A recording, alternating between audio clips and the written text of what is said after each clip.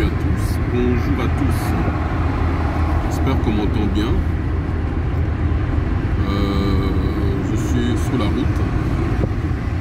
Je reviens d'un bon business meeting. Ça s'est bien passé. Et en même temps, je profite de l'occasion pour encourager tous ceux qui font l'effort d'être indépendants, de mener à bien, de gérer leurs propres affaires. C'est pas facile, mais soyez persévérants, allez jusqu'au bout, battez-vous, travaillez et certainement vous aurez des résultats. Parce que le travail paye toujours. Ça peut prendre un certain temps, mais à terme, il paie toujours. Donc ne vous sentez pas découragé, même si personne ne vous soutient. Croyez en votre projet et mettez-y votre cœur. C'est ça le plus important. Alors, ce titre, la bio-ingénierie ou bien l'ingénierie sociale. J'ai fait plusieurs vidéos où j'ai parlé de ce sujet-là. Les vidéos sont assez longues, donc je vais essayer de prendre chaque fois un petit aspect de chacune des vidéos et pour en faire une vidéo de maximum 10 à 15 minutes avec un terme précis qui sera explicité, qui sera mieux expliqué. Comme ça, vous aurez des petites capsules, je peux appeler ça comme ça, où j'explique les termes. Donc la bio-ingénierie ou bien l'ingénierie sociale, c'est la même chose. Oui, je regarde devant parce qu'en même temps je regarde la route. C'est quoi la bio-ingénierie ou bien c'est quoi l'ingénierie sociale?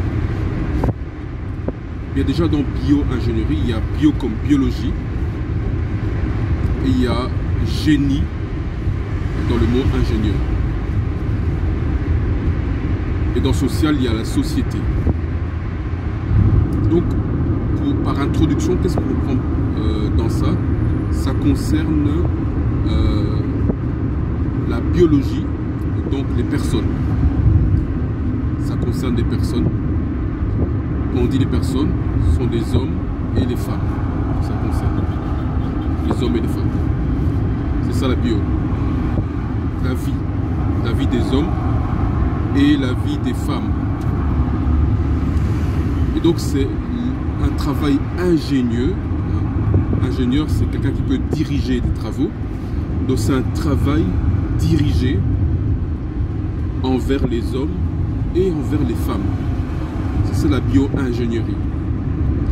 Un travail qui a pour but les hommes et les femmes. Un travail qui a pour but la vie des hommes et la vie des femmes. Leur façon de vivre en société. Ça veut dire l'un par rapport à l'autre. C'est ça le sujet même de la bio-ingénierie, bien de l'ingénierie sociale. Alors, qui fait ces travaux? Eh bien, ces travaux, c'est l'action des dirigeants. C'est l'action des gouvernants qui font ces travaux. Ils font ces travaux sur les hommes et les femmes du peuple. Alors quand je dis gouvernants, je ne parle pas forcément de ceux qui nous dirigent de la face visible.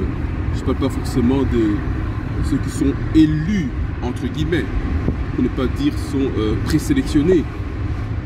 Non, eux c'est la face visible. Mais les vraies personnes sont les personnes qui sont cachées derrière, dont on ne voit pas le visage, dont on ne connaît pas les noms. Et ils sont très peu ces personnes. C'est en réalité environ 10 familles qui dirigent le monde. C'est ceux-là, les vrais organisateurs de la bio-ingénierie et de l'ingénierie sociale.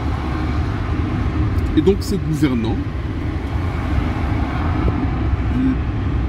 envisagent, et c'est même plus qu'envisager puisque c'est déjà le cas, ont mis en œuvre des actions sur la vie des hommes et des femmes.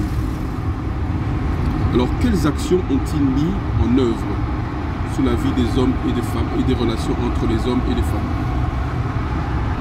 Eh bien, un homme a la biologie d'homme et une femme a une biologie de femme. C'est ce qui fait qu'un homme est un homme et une femme est une femme. Un homme est un homme physiquement avec certaines caractéristiques physiologiques et psychiques et psychologiques. Une femme, c'est une femme physiquement, mais avec certaines caractéristiques physiologiques, psychologiques et psychiques. C'est ce qui fait que les hommes et les femmes sont différents. Un homme ne sera jamais une femme ne sera jamais un homme.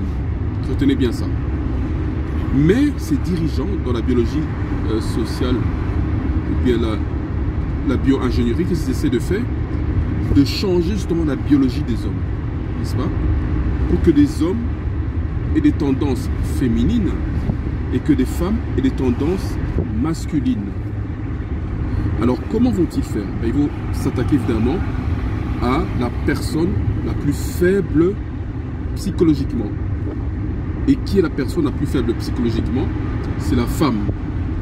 Donc l'ingénierie sociale porte par préférence d'abord sur la femme, à modifier l'action de la femme, et par répercussion, ça va également modifier l'action de l'homme, puisque l'homme et la femme sont en relation.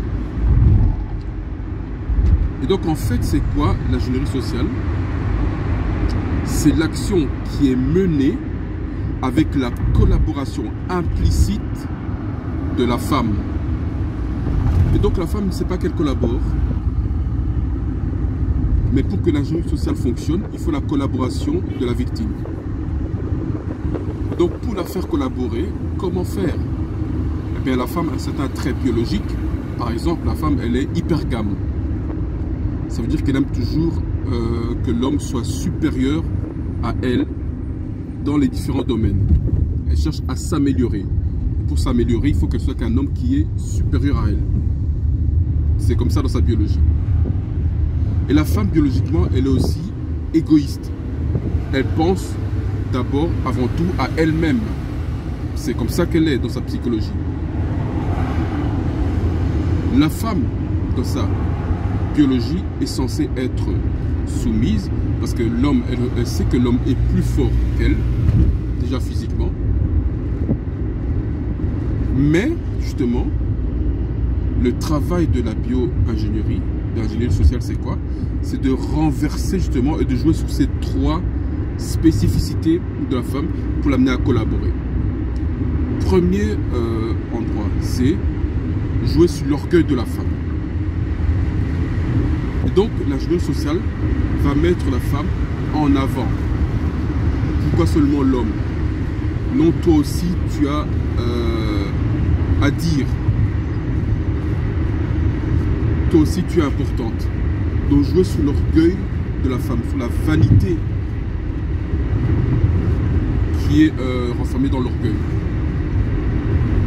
Deuxième point sur lequel l'ingénierie sociale joue, c'est sur l'ordre établi. Dans une maison, l'ordre, c'est l'homme, évidemment. C'est l'homme qui est le dirigeant de la maison. Et donc, par conséquent, la femme doit être soumise à l'homme. Mais dans l'ingénierie sociale, il y a renversement de l'ordre. La femme se rebelle par rapport à l'ordre qui est l'homme.